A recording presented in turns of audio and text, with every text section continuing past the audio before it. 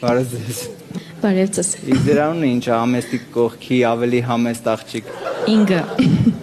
Ինգա։ Ինգա դու որտեղից ես։ Վանաձորից։ Վանաձորից։ Լավ էլ ցրել գիտես տորեքին։ Դե պապաս այնտեղ բիզնեսներ ունի, խանութներ, delivery company։ Տենց։ Oh, you have delivery company։ Հասկացա։